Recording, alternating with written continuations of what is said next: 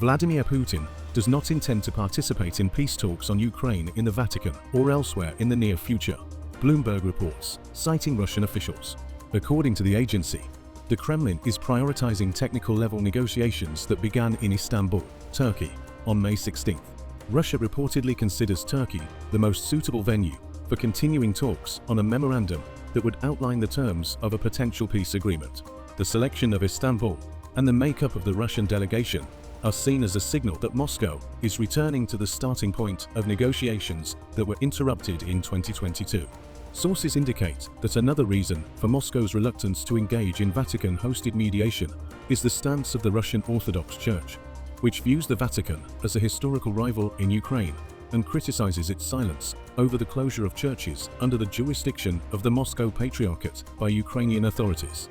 However, media reports that the Russian Foreign Ministry does not rule out the possibility of holding a new round of talks at the Vatican.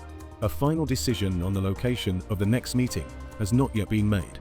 Earlier, the Wall Street Journal, citing sources, reported that the next round of negotiations between Moscow and Kyiv could be held in the Vatican. The pontiff has reportedly confirmed his readiness to host the delegations. The US President Donald Trump told European leaders that Russian and Ukrainian representatives would meet at the Vatican in mid-June. US Secretary of State Marco Rubio and the President's Special Envoy for Ukraine, Keith Kellogg, are expected to participate on behalf of the United States.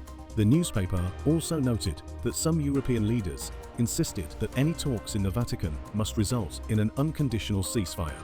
Trump responded that he did not like the word unconditional, despite having previously used it in support of a 30-day ceasefire.